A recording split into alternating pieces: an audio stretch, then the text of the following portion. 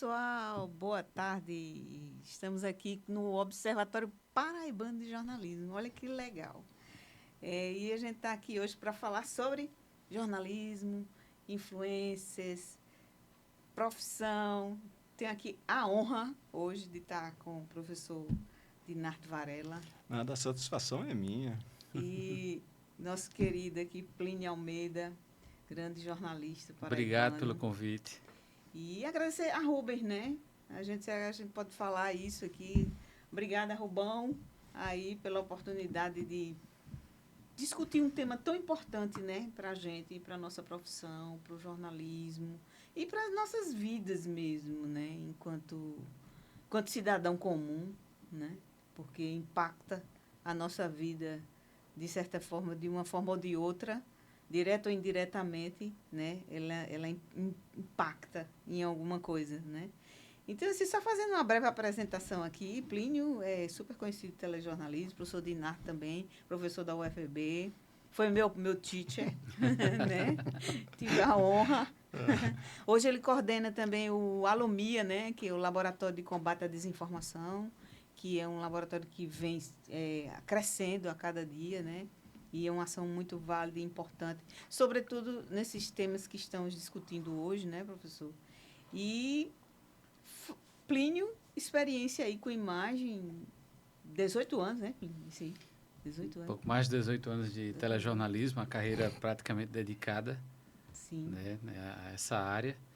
Mas nos últimos 2 anos aí, enriquecendo o currículo com rádio, também escrevendo para o Jornal da Paraíba, fazendo uma transição para o jornalismo econômico, né? Eu que sempre fui generalista, né, do esporte ao policial, à política e à economia, agora estou focando um pouco mais, comando também o videocast Mercado em Movimento, que dá nome também à coluna do Jornal da Paraíba, e a gente está aí aprendendo, né, sempre. E essa humilde pessoa que vos fala aqui, que de repente virou âncora, de repente, tenho 26 anos de profissão de jornalismo, comecei no jornal A União, como todo mundo, né? Depois migrei para o Jornal Norte, passei pelo Correio, né? Passei pelo Jornal da Paraíba, passei pelo o portal da empresa da Cabo Branco, eu esqueci o nome dele agora, o portal de notícias de Cabo Branco. Primeiro era o Paraíba 1, Paraíba depois virou o G1. O G1, perdão, G1. Que era Maurício até, Isso. o coordenador na época. Foi muito bom. Foi uma experiência muito legal, né? Maurício Melo. Maurício Melo. Querido. E foi muito bom essa experiência com o Maurício lá. Eu trabalhava na madrugada, assim. Chegava, só pegava, assim, o carrego do suprassumo do carrego, assim, de quem morreu, quem matou, no final do dia, o balanço todinho. Maurício fazia, Adriana, pelo amor de Deus, o que é que a gente faz? Eu digo, rapaz, tu que sabe. Vamos ao velório. E é bem isso. Bem, gente, e aí fiz assessoria de imprensa também, muitos anos. Hoje estou, né, na assessoria de imprensa com o professor Guido Lemos, na SESTEC, Secretaria Municipal de Ciência e Tecnologia. Muito né? atuante, né? Professor Inclusive. Guido é bem conhecido assim, na área, ele é o inventor do Dinga, né? E está à frente também desse novo processo aí da TV 3.0 também, ele está à frente, né? Adriana, então aproveito a oportunidade para dizer também, não poderia deixar passar essa oportunidade para dizer que o Alumia é uma iniciativa através de edital da CECITEC. Da CECITEC e também com a Inovatec. Né? Isso, então, isso. O laboratório ele existe devido à preocupação, claro, do campo jornalístico que reivindicou esse laboratório, essa iniciativa pelo município e ganhamos o edital. Né? Então, estamos funcionando já há 2 anos. Há 2 anos. Um funcionamento no primeiro ano financiado, né? Sim. E esse segundo ano nós estamos em via de financiamento, mas vê aí o defeso eleitoral tal e tudo fica para todo mundo, parado, né? né? Tá todo mundo Mas o laboratório funciona, está funcionando. A professora Sandra continua fazendo a checagem com os alunos do curso de jornalismo, através do programa de extensão da universidade. Então, é esse só o financiamento que nós temos. Eu costumo dizer, então quer dizer que agora todos nós somos voluntários. É por aí. Mas a gente está aqui para falar sobre jornalismo, influências e essa nova categoria da profissão, se é que a gente pode chamar assim, né? E aí? Detalhe é, a partir de que momento, né, se começa a ter um mercado de trabalho de jornalismo? Claro que a partir do momento em que existiu a União, Correio da Paraíba, o Jornal da Paraíba, o Combate, o Momento. Então, todos esses jornais compõem um mercado de trabalho muito amplo, que era o impresso. E veja, apesar do jornalismo já existir há mais de não sei quantos anos, 200 anos, só chega, mas assim, o curso mesmo, chega a Paraíba só a partir do finalzinho da segunda metade da década de 70, 1977. Então, veja, a partir da não existência de cursos, então, não existia uma regulamentação que dissesse, mas assim, quem é jornalista? É jornalista toda e qualquer pessoa, já que não existia um curso. Não, então, como se formar um jornalista? A não ser através de pessoas influentes, como, por exemplo, que são os escritores que participam do jornal, os escritores, pessoas que já sabiam escrever razoavelmente bem, as classes médias, e claro, né? Ser jornalista sempre foi uma profissão de prestígio. Jornalista chegou aqui a ganhar por volta de 17 salários mínimos, e isso está registrado na própria imprensa. Então, veja que ser jornalista também se tinha determinadas regalias, como, por exemplo... Acho que eu nasci no tempo errado, então. Eu também. Eu acho que eu sou... A minha geração é uma geração de transição. Quando a gente chega, tudo que é bom já está acabando, é outra coisa. Então, assim, todo mundo poderia ser jornalista, já que não existia um curso. A partir que existe, então, se deu um tempo para que as pessoas que exerciam a profissão pegassem o seu registro profissional. Sim. Então, se passa, tanto é que a gente era estudante, mas não conseguia nem estagiar, porque o mercado de trabalho era para o profissional do jornalismo, pessoas que sobreviviam com o salário de jornalista, e não, eu sou jornalista porque eu escrevo uma crônica. Não, você é colaborador, né? Então, é jornalista quem vive do jornalismo, né? Então, se viu tudo isso aí, foi um período excelente, né, para o próprio desenvolvimento da profissão com as universidades. Então, veja que hoje o ensino de jornalismo, quantas faculdades nós temos de jornalismo na Paraíba? Hoje só tem o UFPB. O UFPB tem Maurícia. Então, veja, e O quantos... UEPB, né? O UEPB. O UEPB. E quantos De profissionais... Patos ainda tem, não? Acho que tem. Tem ainda. Tem ainda. Patos. A Estácio também tem. A Estácio tem também ainda? tem. Eu Modalidade tinha, mista, EAD. A FPB acho que tinha também, era FPB, misto também. Então, qual o volume, né, de profissionais que essas universidades estão lançando no mercado como novidade? De um mercado que está reduzido. O impresso era quem comandava todo e qualquer debate público na sociedade. Hoje nós temos funcionando apenas a União.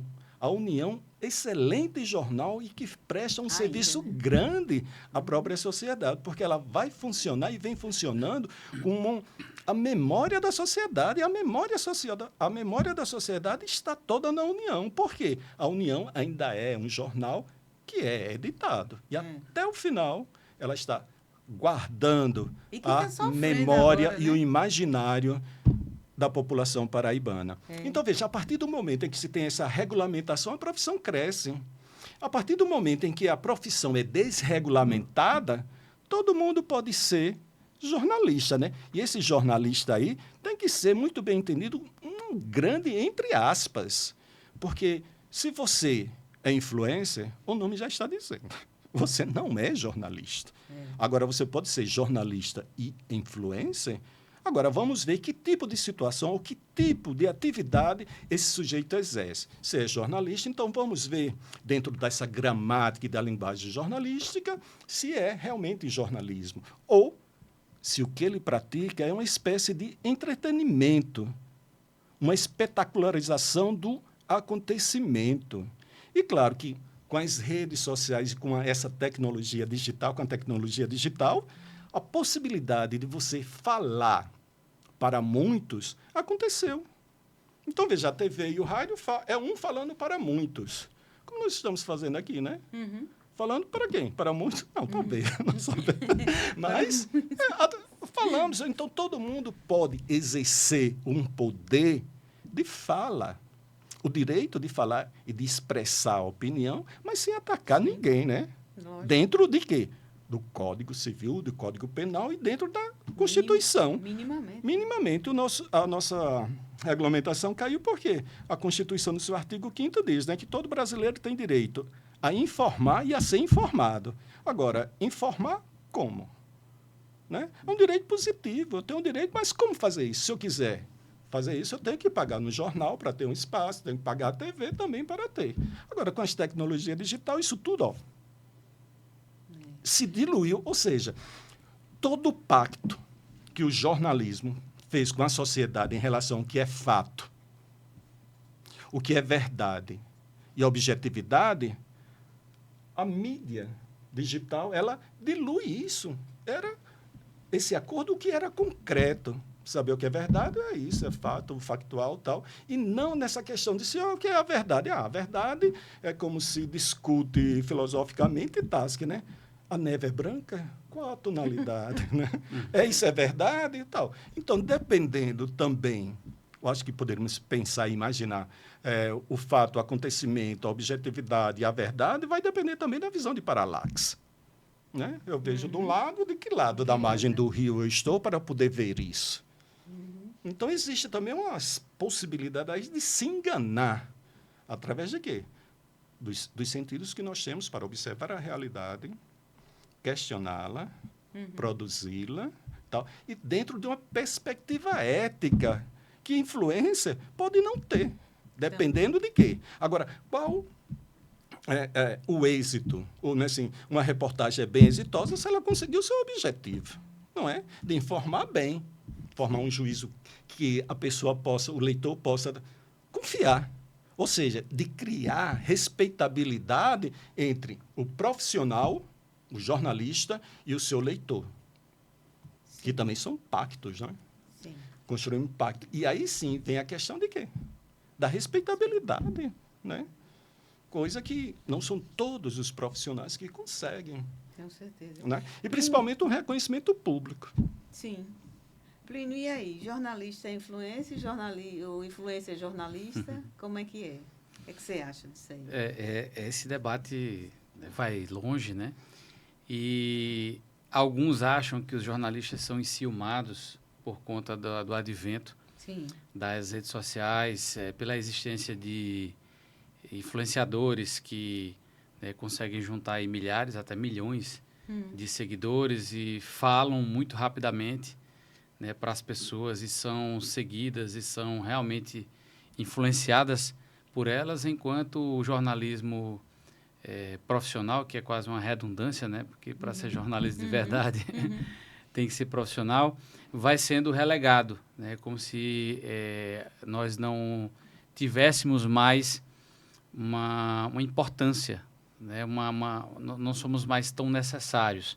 Porque alguém fala rápido, de maneira mais imediata, diz o que quer, abre mesmo a boca e tal, e isso capta a atenção. Geralmente, pessoas que têm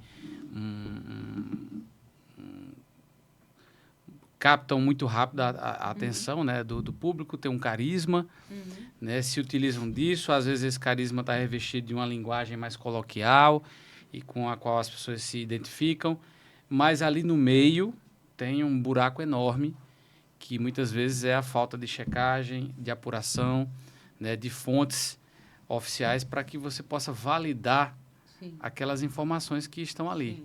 Né? Já me perguntaram assim, chegaram a me perguntar, esse jornalista é influência, porque jornalista não é influência, não sabe ser influência, né? Eu disse, olha, não, o jornalismo está em crise. Né? Jornalismo está em crise por conta dos influencers. Jornalismo não é mais o mesmo. Jornalismo é isso, isso, isso. Então, há um debate muito grande em relação a isso hoje em dia, né?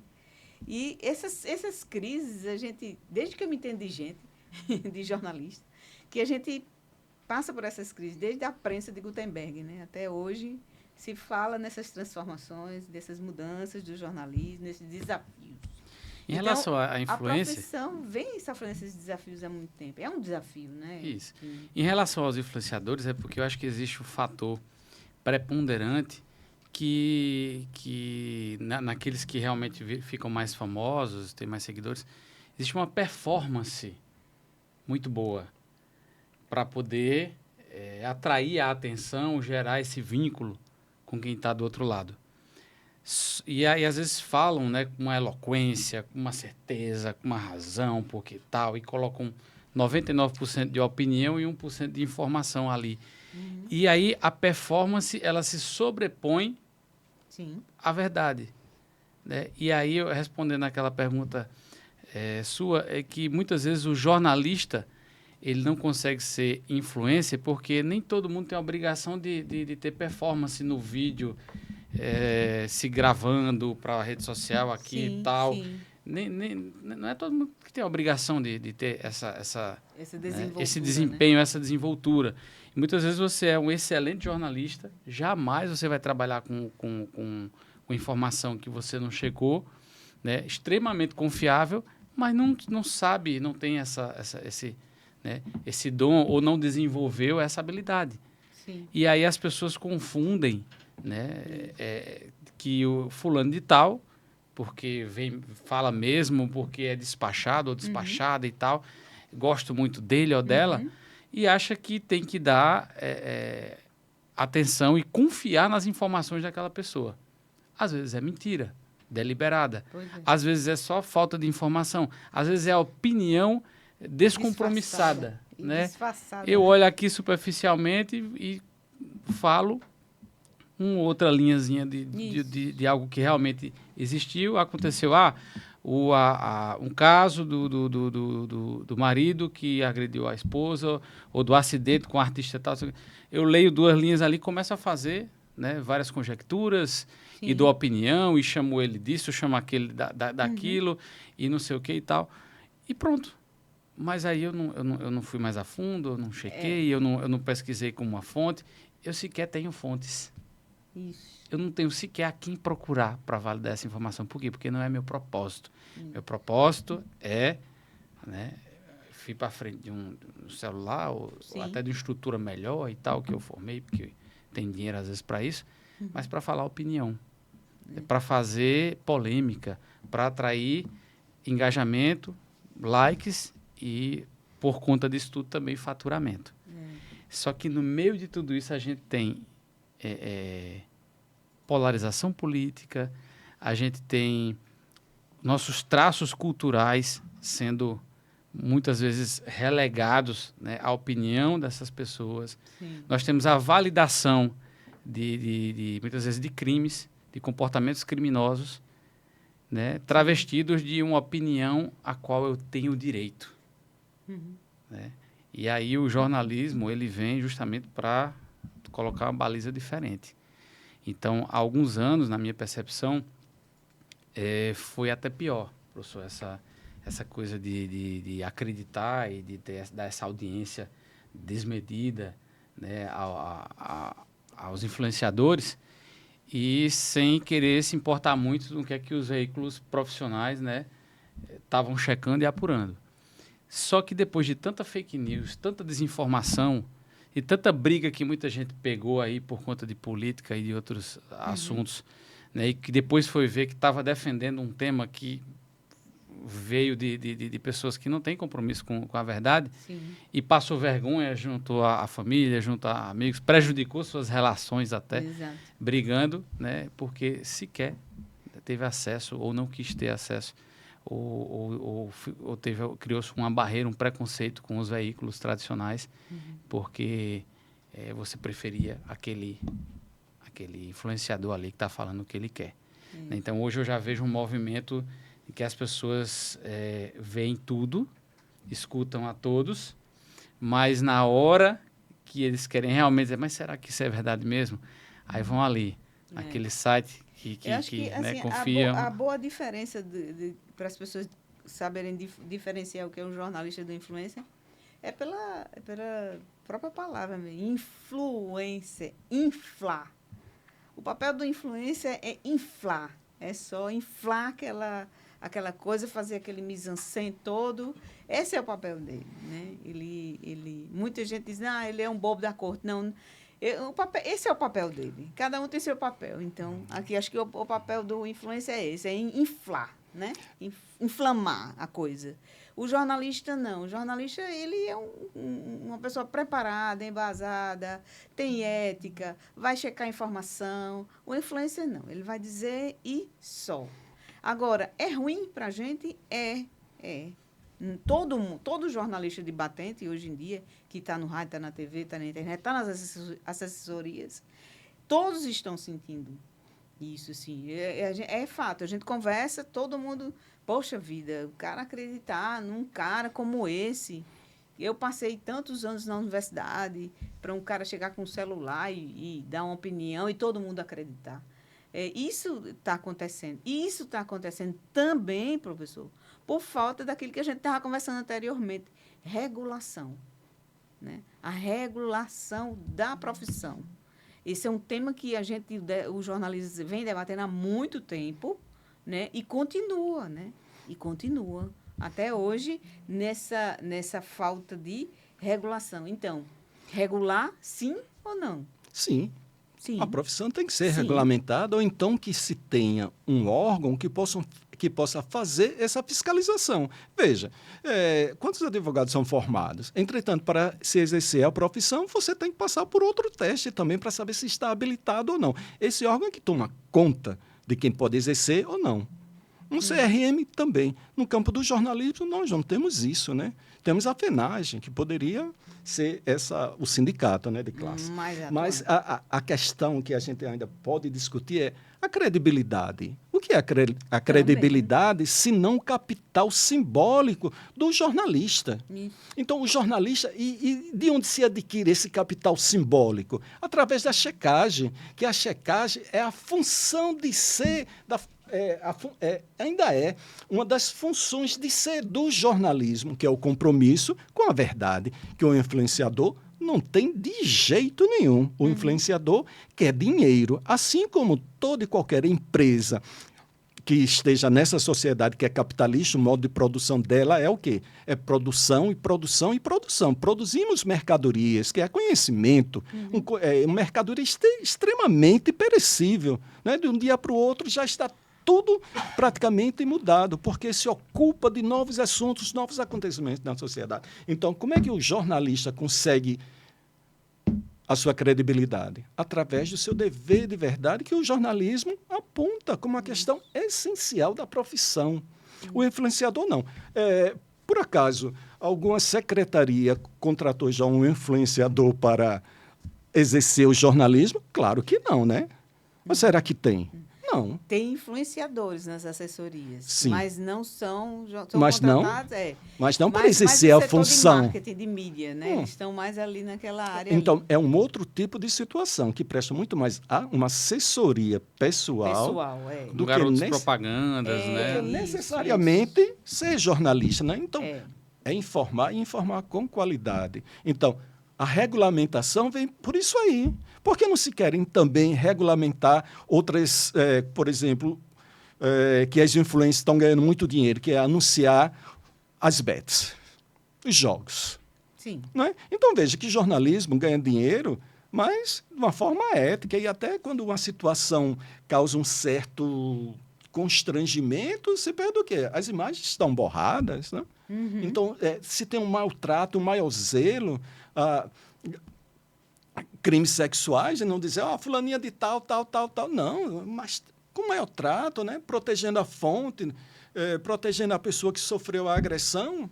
Então, veja-me assim, a responsabilidade que o jornalista tem e que o influenciador não tem. Responsabilidade e responsabilização também. E compromisso com o quê? Compromisso com a verdade. Compromisso com a sociedade, gente, também, porque, veja só, uma notícia dessa, uma coisa... Desculpa, só para não interromper. Se que ganhar dinheiro na sociedade capitalista não é pecado. Agora, Não. Como ganhar dinheiro é que está...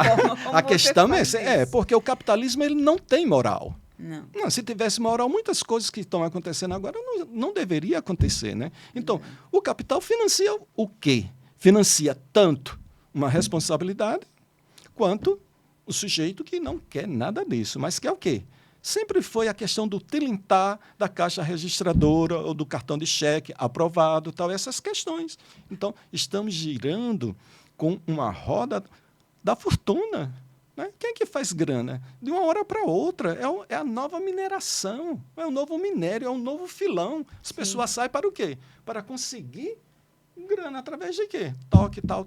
Então, veja, o sujeito, mas assim, o futebol está deixando de ser o grande filão de enriquecimento das pessoas pobres. Veio o bruxo, né? Aquilo ali nada mais é que então, tem várias uma influência né, futebolístico ali, entrou naquele meio e o cara faturou muito, né? Porque você vê quantos comerciais cada entrada que ele dava, né, era um patrocínio diferente que entrava. E aquilo ali ia para quem? Metade para ele, né? Evidentemente, né? Agora, mérito dele, tudo bem, né? O cara teve mérito nisso aí. Mas, né? Até quando? Não dá para tratar necessariamente o volume de informação que a gente tem que prestar à sociedade como se não fosse uma mercadoria.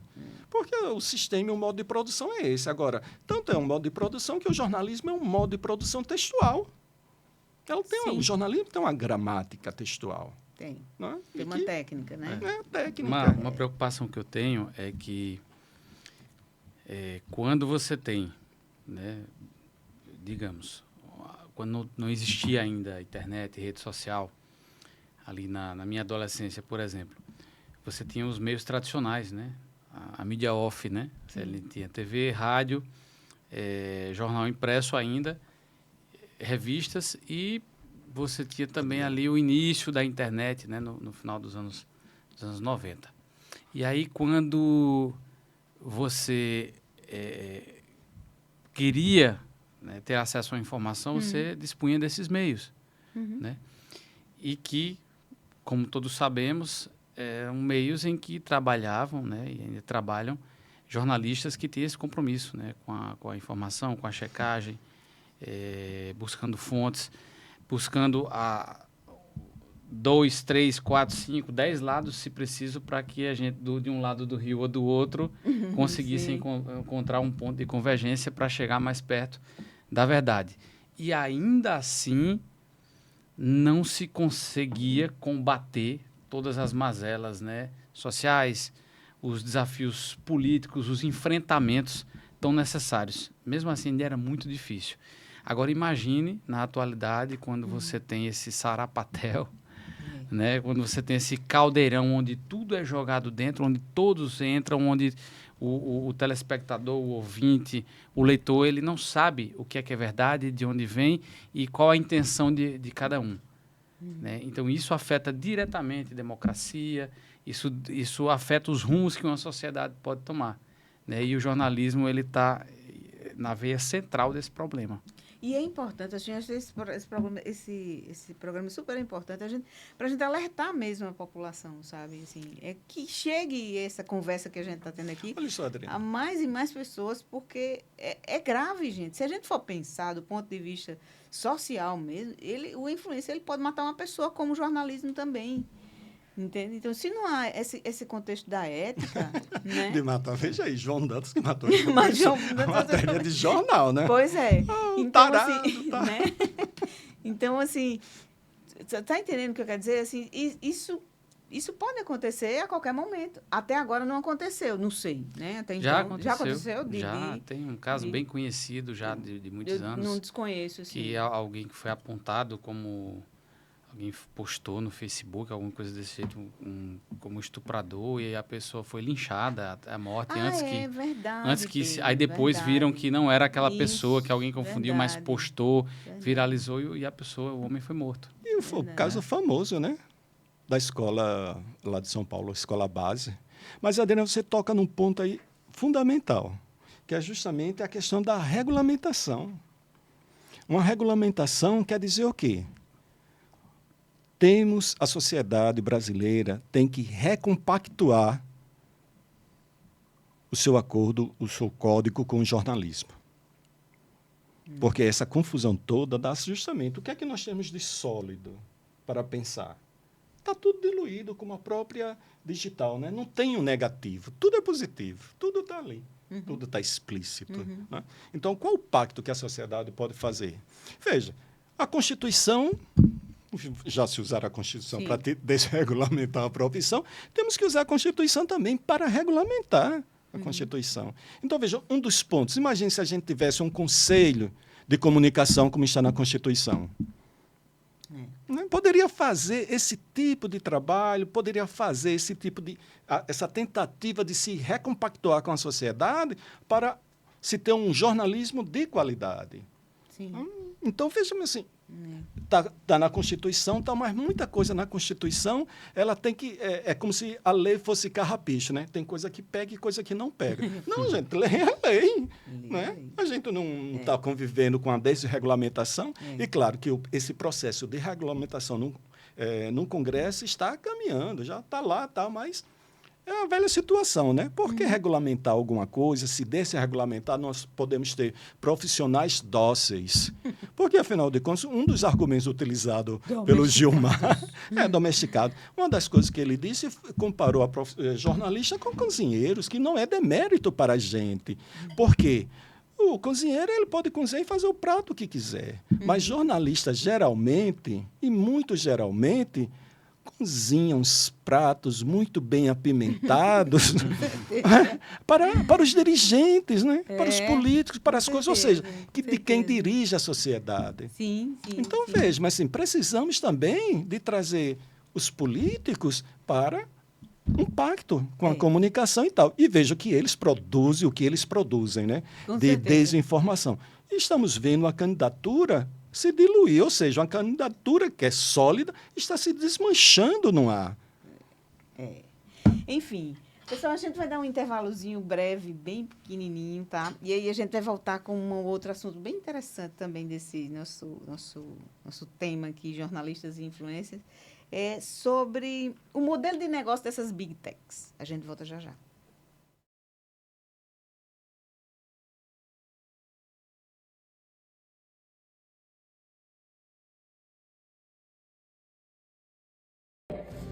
Se você tem dúvida se é falso ou não, o que você recebeu no Zap, ouviu na rádio, viu na TV ou em algum vídeo, manda para a Alumia e o Alumia confere para você.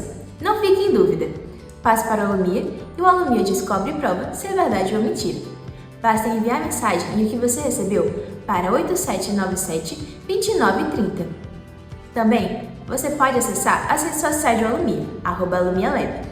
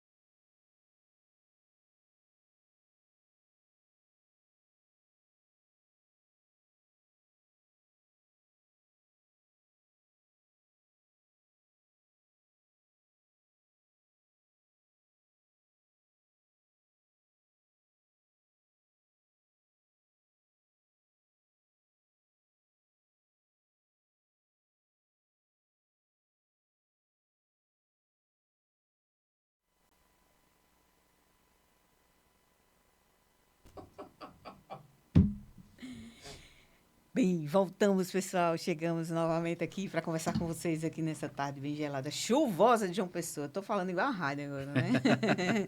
É o microfone. É o microfone, vai aqui, né?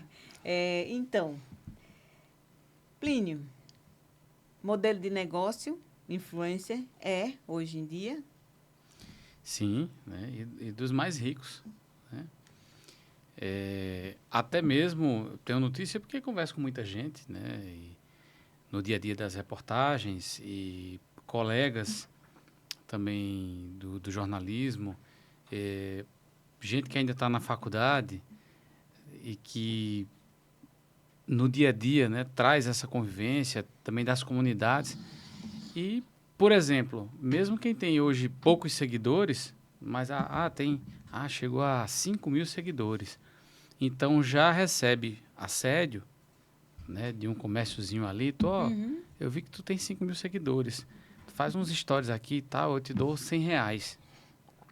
Aí, Eu tô falando do microcosmos sim, dessa esse realidade. ecossistema Então, todo. lá no seu bairro, você, porque angariou ali alguns seguidores por algo que você gosta de fazer ou mostrar na sua rede social, então alguém já te oferece ali, ó, você fazer aqui uns stories, eu dou R$100. Se a gente fizer um pacote aqui mensal, eu te dou X, aí no outro comérciozinho ele consegue, no outro bairro vizinho ele consegue, né? E aí muita gente pensa, encontrei minha profissão.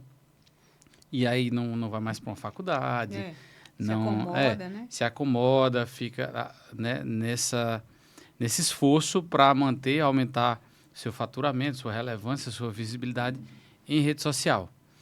E muitas vezes essas pessoas, aí não só aqui em João Pessoa e na Paraíba, isso é um fenômeno, né, no Brasil inteiro, talvez em várias partes do mundo, as pessoas veem que buscar notícias é algo que chama bastante a atenção das pessoas. Então, elas sabem que houve um homicídio ali.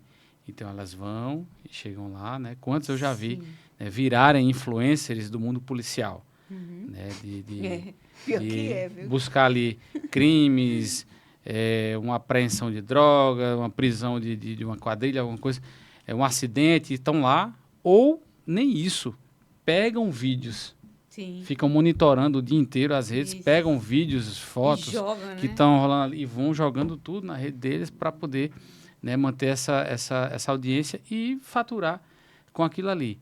E aí colocam um texto que querem, dão uma informação que querem, né? Tem essa pressa de colocar primeiro para poder ter mais likes, ter maior audiência, porque fatura com aquilo ali. Agora, sim, também eu acho um pouco de irresponsabilidade dessas big techs, sabe? Assim, porque os algoritmos ditam muito do que a gente vê, né?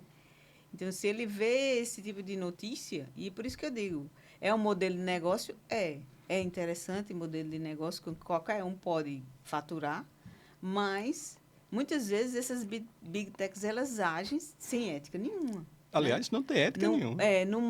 Não tem, né? Porque, mas assim, ganha como? Ganha em cima da desgraça alheia. Esses algoritmos fazem o que querem com a gente, né, hoje em dia. E tem outra questão ainda mais agravante, que eu acho que é agravante mesmo, né, no mercado de trabalho e na concorrência, que é o jornalista humano e o jornalista de inteligência artificial. Mas... Olha, o ano passado eu fui eu fui para o encontro regional em Fortaleza e saí impactado com a palestra de apresentação. Uma professora do Piauí falando que lá existe um repórter de inteligência artificial, Walter Moreno, e que ele disse que vai fazer o que o jornalista faz. Não sei como, mas vai fazer. E outros casos, como, por exemplo, uma reportagem na revista Piauí, eu acho que no início desse ano, não sei se fevereiro e tal, um relato de um sujeito que tinha um jornal dele, né? Pequeno e tal, mas com profissionais humanos. E sempre resistindo, fala, faça isso, faça assim e tal. E ele ficou maravilhado com a inteligência artificial. Ou seja, ele demitiu jornalistas e contratou editores de inteligência artificial. Ele disse que a única coisa que ainda precisa de humano é na diagramação. Então, veja, que é uma concorrência completamente desleal. Agora temos que entender uma coisa, né? Nessa nova forma de produção da sociedade que passa pela tecnologia digital, o que é que se vem vindo aí? Vem nessa longa cauda, vem destruindo e acabando com profissões e trazendo novas profissões. O que é que vai estar no futuro? apenas como exercício de imaginação, não. Veja o que McLuhan profetizou, né? Uma aldeia global, conhecimento na ponta do dedo. Nós temos um telefone que está todo aí, o mundo está aqui. E né? o que Marx profetizou há muito tempo sobre o capitalismo, né? Não vai morrer nunca, ele vai se reinventar. Né? Ele sempre dizia não, isso, né? vai se reinventar, mas ele vai chegar ao fim. Veja, até o Império Romano chegou, a humanidade está em vias de acabar. Você acha claro que sim. O capitalismo acaba? O capitalismo, claro. O futuro do capitalismo... É o fim. Não, é o socialismo. O futuro do socialismo é o comunismo. Pode parecer utópico, mas não é romântico. Vai chegar um momento, veja que todas as satisfações materiais podem estar resolvidas. A questão da fome. Mesmo se diz, a produção de alimentos pode acabar. Agora, no modo de produção capitalista, onde tudo é mercadoria, inclusive nós. Não dá. Né? Então, temos que viver sobre esse modo de produção de mercadoria. Até a crítica que se tece ao capitalismo, ele transforma em quê? Em mercadoria e em venda. Né? Em venda de conhecimento. Só conhecimento pode nos dar essa possibilidade de compreender a realidade, poder se exercer, compreendê-la e transformá-la. Né? E isso vem através do conhecimento e vem através de quê? Da consciência do próprio trabalhador. Né? O trabalhador sabe que ele não vai ficar rico, milionário, trabalhando, mas é a forma que a sociedade encontrou para fazer a sua distribuição de riquezas, né? Através de quê? Do trabalho. Né? E que não é pecado ganhar dinheiro, né? Não, você ser empresário e tal. Agora, vamos ver as condições do trabalhador. Do trabalhador, na verdade, assim, a profissão também está passando por grandes transformações, né? Também tem isso, né? A gente está sempre em transformação. Nunca vi um negócio desse, né? Até quando a gente vai pensar... Vai chegar uma hora que a gente vai cansar, né? A gente vai cansar e vai pendurar a chuteira e dizer, olha, tchau, não aguento mais isso. Aí a gente se aposenta, né? Mas, assim, a transformação na questão do trabalho, da habilidade... do espaço também, né? Então, assim... e veja uma outra, né? Como é que essa questão da inteligência artificial está chegando também na TV? Tá. Né? Veja que no Piauí já tem. Como é que está essa situação, essa discussão aqui na Paraíba? Aqui na Paraíba ela não vejo ainda nenhum Walter Moreno chegando. Por enquanto, né? As ferramentas de inteligência artificial elas já são usadas, né, lá na empresa. Tanto pela edição de imagem, né? A gente teve recentemente uma reportagem de Antônio Vieira, em que os editores, a partir de fotos do acidente, daquele terrível acidente da Lagoa, em 1975, Sim. Né? Então, a partir das fotos, ele fez vídeos, imagens das pessoas nos passeios lá na Lagoa, né? Antes do acidente. E, assim, ficou, né, fantástico, assim, porque você deu vida ao que eram fotos, né? Elas ganharam resolução e movimento. Então, na edição de imagem, eu acho que a gente vai ter ainda muito mais coisas daqui para frente que vai enriquecer bastante o material jornalístico. Nas redações, né, não só na produção, mas os repórteres também, o que eu vejo, pelo menos lá, a gente usa bastante a nível de ajuda, né? Porque a inteligência artificial ela precisa ajudar, acelerar o nosso processo de busca de informações. E isso é feito de forma, por exemplo, quando eu pesquiso uma informação, então muitas vezes na IA ela chega de maneira mais rápida, só que eu peço sempre o link. Sim. Né? É como se fosse uma pesquisa do Google. Sim. O próprio Google hoje você já coloca, ele já tem um modo IA que ele já procura diferente, né? E eu uso outras também, mas eu peço sempre o link, porque até o link às vezes é falso. Ela alucina, como ela sabe, né? Que ela tem a obrigação de lhe dar uma resposta, não de lhe dar a resposta correta. Então, você pede o link, e você clica no link e ele foi um link falso que ela criou, porque você pediu com link. E quando você chega lá, não existe aquela página. Mas aí, quando você clica, que você vai... Não, isso aqui aqui foi uma matéria do G1 de 2014... E tem lá, foi checado assim, tal, tem aquele dado. Então, ela acelerou a sua busca, né, por um material referencial que você vai usar, né, para criar um percentual, um comparativo e tal. Então, como auxílio, o que é diferente de você pedir para escrever seu texto. Né? Inclusive, existem ferramentas hoje que você coloca para saber se o texto foi produzido com inteligência artificial. Quando começou a surgir esse negócio de inteligência artificial, eu estava dando aula numa faculdade, e aí eu desenvolvi um projeto que era jornalismo e inteligência artificial, nas eleições presidenciais, há 4 anos atrás. E eu coloquei os alunos dentro do TRE, em plena eleição presidencial, para perguntar aos profissionais de imprensa da Paraíba se eles usavam já a inteligência artificial. Muitos, naquela época, não sabiam nem o que era. Sério. Se eu tenho essa pesquisa, está lá, guardada, tá? Eu penso até um dia transformar ela em artigo. E para fazer essa análise comparativa, né, disso aí. E hoje, falando dos aplicativos ChatGPT, Cloud e outros tantos que Gemini, tantos outros que tem aí, né? Hoje também já existe, o cara bota lá, escreva um texto para mim falando sobre a morte de não sei o que aconteceu hoje, tal. Aí ele pergunta se você quer notícia. Então. Aí no final aí ele bota assim, contanto que não seja identificado como ChatGPT.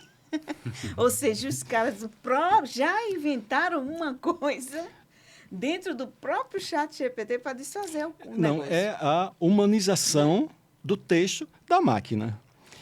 Não é? Agora, o que eu acho também assim perturbador, mas nem tanto, é a quantidade de anúncios na web chamando curso de jornalismo, como usar a inteligência artificial no jornalismo, né? E tem.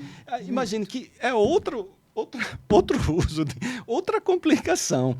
E um agravante também que vem é no próprio ensino do jornalismo. Também. Se a sociedade está avançada quilômetros, anos-luz, e a universidade está onde? No desenvolvimentozinho dela, bem tempinho, bem lento, enquanto a sociedade é um carro de Fórmula 1 e nós estamos ainda na charrete. Né? Então, o uso de inteligência artificial pelos alunos. Se a gente fizer esse tipo de situação, nós vamos criar um problema social. Porque praticamente os alunos fazem isso. Porque quando a gente pede um exercício em sala de aula, que eles escrevam tal, aí vem de um jeito. Sim. Mas quando a gente passa, que ele vai escrever fora da sala de aula, o texto vem muito bom em relação ao que foi apresentado. Sim. Então a gente percebe e tal, mas vou fazer o quê? Né? Não tem uma regulamentação, vou proibir. Não tem em lugar nenhum. É como conciliar o uso. Não digo uso consciente, porque parece, vamos fazer isso, consciente e tal, não sei o quê. Não, é como aproveitar essas ferramentas no ensino.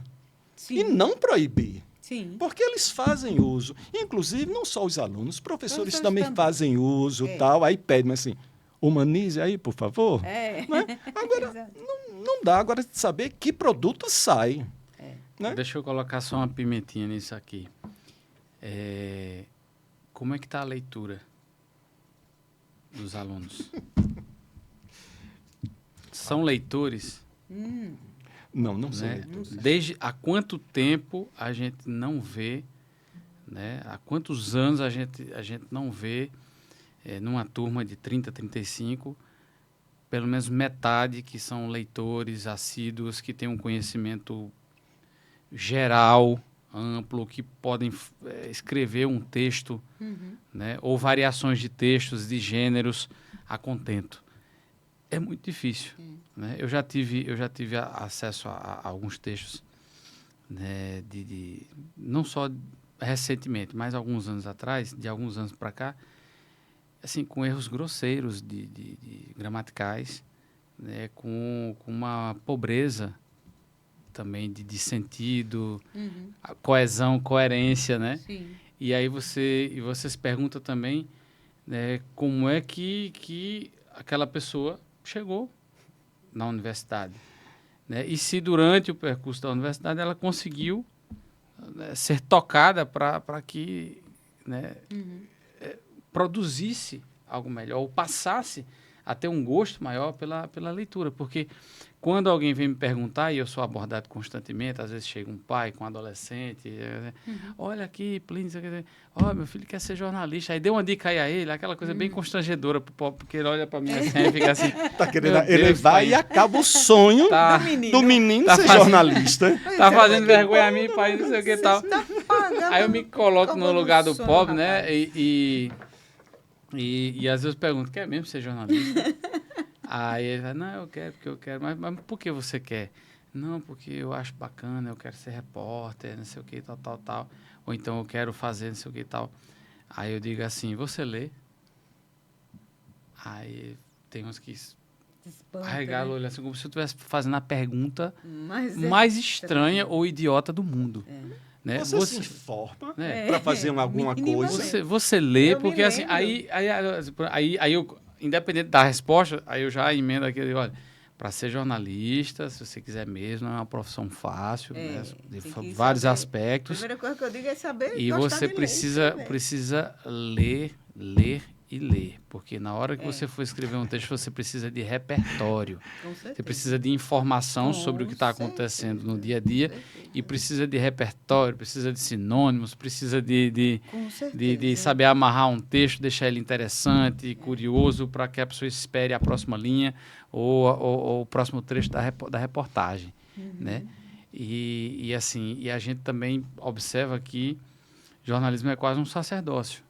Né? No Brasil da atualidade, com todos os desafios que a gente enfrenta, né? Parece que a gente é um bicho diferente, ou em extinção, né? Quem está, né? Como eu estou começando a entrar, eu converso às vezes com o pessoal, a Celda, vamos entrar em extinção. Vamos entrar em extinção. Que assim, eu sou dinossauro, eu digo assim, eu digo assim, até um dia desse não, mas agora eu já sou um filhote de dinossauro também.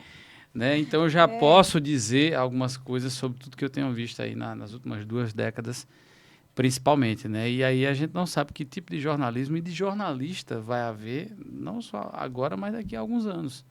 Né? Eu acho que vai existir jornalistas empenhados com a profissão, com a responsabilidade. Sempre tem os devotados. Os devotados, mas que também tenha... que possa refletir sobre a própria atividade. E isso, a imprensa, os jornalistas vêm fazendo, rapaz, e é registrado. Abel da Silva, em 1922, ele já dizia, ou o jornal, ou a imprensa vai com o governo, ou então morre por asfixia financeira ou por asfixia moral. Sim. Então, está aí a situação. Agora... tem que ter responsabilidade com a profissão e reconhecer mesmo, né? Por que disso? Porque a sociedade, dividida em classe e tal, funciona dessa forma, explorando um outro, tal. E, querendo ou não, temos que perguntar também, nós jornalistas servimos a quem? Estamos falando e emprestamos a nossa capacidade intelectual para quem? Não é? Para o povo? Para o patrão, para o burguês. Para se sustentar. Para se sustentar, exatamente. Nós temos que ter, temos que repor, né? Temos que ter a reposição da nossa vida material. Aí então, você imagina. E cada vez mais. Agora eu quero ver jornalista falando assim, eu trabalho 40 horas semanais, 60, tal. Trabalho o tempo inteiro. Porque assim, jornalista não sabe quando determinado fato, acontecimento significativo, ou dependendo do critério de noticiabilidade, vai acontecer. É aquilo que Adorno fala, o trabalhador é o tempo todo trabalhador, até mesmo em férias, gozando férias, está lá preocupado. Ser jornalista é isso, está antenado e preocupado com o acontecimento. Com certeza. Agora você imagina, eu venho lá de Pesqueira, interior de Pernambuco. Aí vou morar fora de casa, né? Pela primeira vez em Campina Grande. Vou para a faculdade, entro. Aí na cadeira de ética, né? Que acho que lá na época eu estava logo lá no primeiro período. Lá os períodos na minha época eram anuais, né? Primeiro, segundo, terceiro e quarto ano, né? Então, logo no primeiro ano, aí eu sento na primeira aula de ética, um jovenzinho, né? Cheio de sonhos. ilusões também, né? Porque, né? E tem que E ter, é a bom, gente né? é jovem. É bom, né? Aí eu escuto assim, eu Entendo, assim, escuto o vou fazer professor jornalismo para mudar o mundo. para mudar o mundo. E daqui a pouco eu tenho uma consideração também sobre isso. E aí o professor olha para a gente e diz assim, muitas vezes o que vale quando você está empregado é a ética da barriga. Né? Então, você tem que trabalhar, você tem que receber seu dinheiro, senão você não se sustenta, senão você vai ter que abandonar a profissão, muitas vezes e tal. O que acontece muitas vezes, estejam preparados, porque muitas vezes um ou outro, não todos, porque tem veículos sérios, tem veículos que não, mas muitas vezes você vai ser impelido a fazer, deixar de fazer, dizer, deixar de dizer, escrever ou deixar de escrever, conforme a necessidade de alguém que não é você, e você, pela sua necessidade, vai ter que fazer. Foi avassalador, eu não dormi nessa noite, porque eu pensei, porque eu, assim, foi um tapa, assim, eu disse, meu Deus, existe isso? Né? Eu, na minha ilusão ali, um adolescente, e aí... É uma descoberta, né? Assim, não, e aí você, depois que entra no mercado, você vê que realmente é isso. E aí, recentemente, teve uma entrevista, uma conversa com o Bial, né, em que Bial, ele diz assim que jornalista não é para, não pode jamais pensar que eu sou uma pessoa que vai mudar o mundo. O jornalismo é missão. Ele faz, jornalismo não é missão. Entendeu? Você tem um dever e não uma missão. Você tem um dever de informar, de ser leal, verdadeiro, de ser técnico, de apresentar aquilo para a sociedade conforme acontece, e a sociedade também tem que ter e tem o poder de saber julgar os fatos, mas não de você achar que aquilo é uma missão, que você... Não, nós somos profissionais comuns, a gente não vai mudar mundo, não. Se fosse assim, a gente já tinha mudado. Se fosse assim, não existiriam guerras, se fosse assim, não existiria corrupção, não existiria tudo que a gente vê por aí.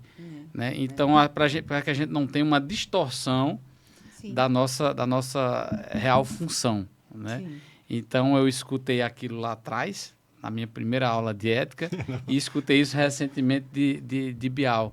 É como se fosse o prólogo e o epílogo, né, que resume muito do que é a nossa vida. Se você quer trabalhar na perspectiva do jornalismo a esse respeito, temos que ver outra coisa, né? Porque existia também um tipo de imprensa que exercia essa função, que é a imprensa partidária. Sim. E coisa que não existe mais. Não existe mais. Por que não existe? Gente, a gente vai dar um intervalozinho assim de 4 minutinhos, daqui a pouco a gente volta, tá certo? Tchau. Fica aí.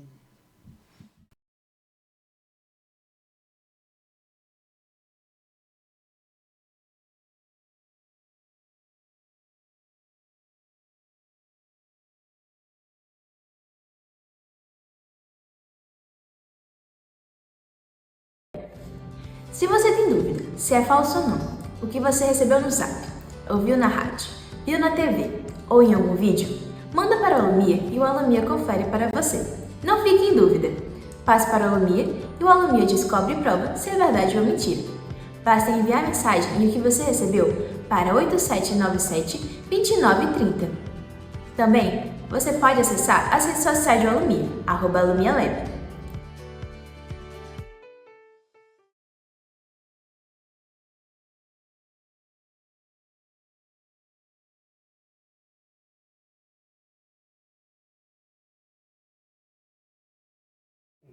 Então, voltamos. E aí, gente?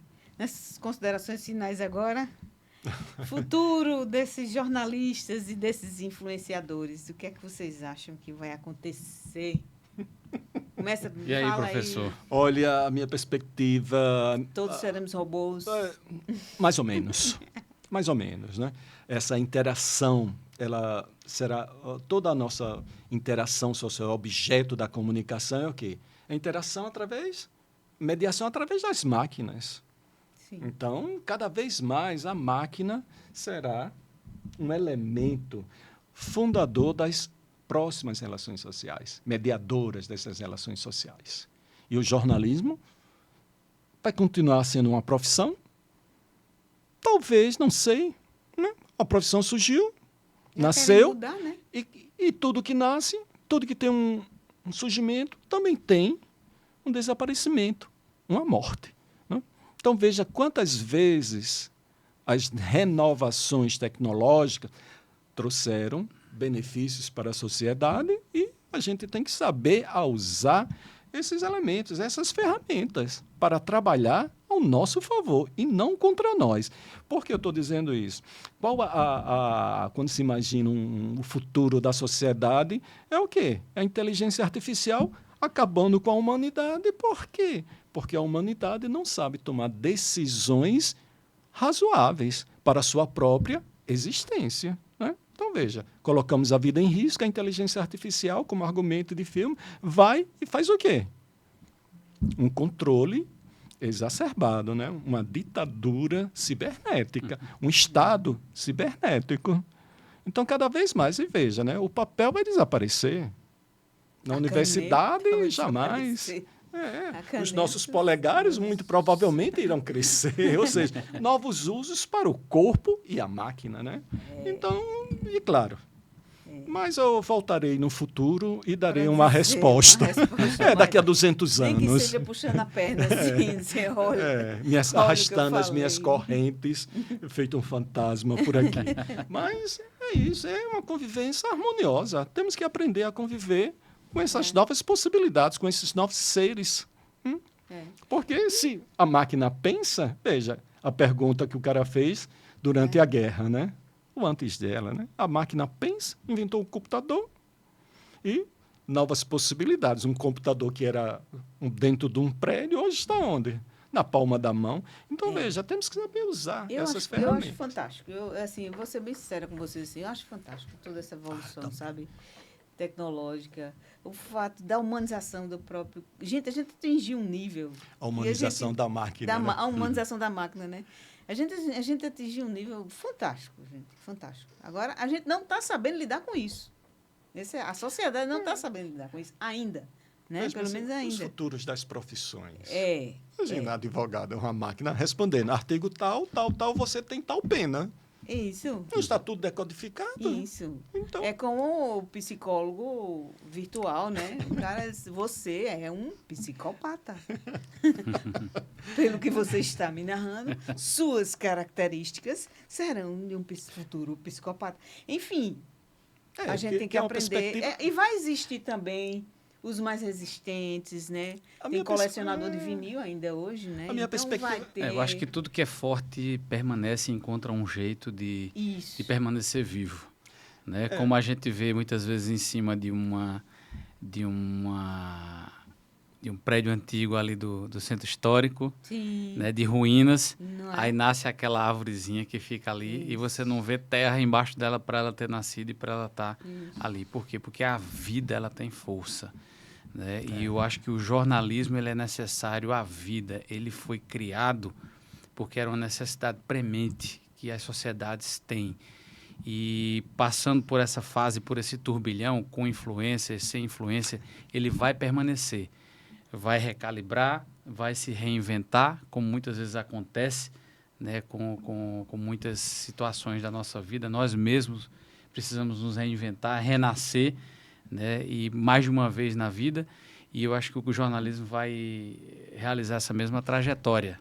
E já tem muito profissional se reinventando. E né? vocês acham que Se adaptando. o jornalismo... Porque é sociedade. O que é o jornalismo, se não uma grande viagem ao redor do umbigo? Porque o jornalismo fala e narra a respeito de quê? Da própria sociedade. Então, se carece, você acredita num novo pacto do jornalismo com a sociedade, né? A minha resposta... À luz da tecnologia, né? Ela é muito mais burocrática, porque é um universo, né? Um pouco... Não é que seja afastado da realidade, mas burocrático por quê? De funcionário público, de professor. E que eu digo aos meus alunos, né? Tudo que eu ensino já existe solto por aí. Então, novidades mas são assim, poucas, então né? assim, eu faço a referência, dou as referências, né, bibliográficas, tal, de site e tal, mas são apenas referência. O que eu digo é, Veja na internet se você tem e veja se o texto é bom, se a teoria é boa. Como é que você vai saber se a teoria é boa ou não? Hoje até Então, já, dependendo já da é sua fácil prática. identificar texto de chat GPT, viu, minha gente? Hoje já tem o uso o exagerado do travessão, algumas palavras clichês, o além, o não sei o quê, já é identificado dá para identificar algumas coisas já. Hoje a gente tem um profissional chamado profissional o cara que escreve prompt. Já tem um cara ganha dinheiro para isso. Não é ótimo? Especialista em prompt, né? Não é ótimo. Um redator de redator de prompt. prompt. Isso não é excelente? Olha, já temos uma nova... Tem curso, né? Tem pra curso, isso também, tem você curso saber. para criar esses prompts, né? Que nada mais é, se a gente for olhar, é o lead, nosso lead, né? Só que trabalhado de uma forma diferente, né? Mas, Adriana, olha só. Quem não lê, fala mal, escreve mal e faz tudo mal. Imagina a inteligência artificial para uma pessoa que não sabe perguntar.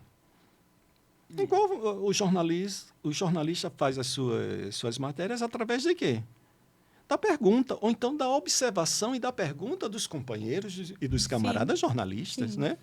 E até aqui a gente sempre falou... é o quê? Questionar, perguntar. E tem que argumentar também, tem que ter uma boa argumentação. Isso. Então, assim, temos que desconfiar se a máquina está escrevendo melhor do que eu. Digo, não dá não. E é isso, a gente falou muito até agora da parte técnica, né? De como fazer jornalismo tecnicamente, né? De você ter boa leitura, de você procurar sempre estar cercado das fontes, do máximo de lados possíveis em busca dessa verdade.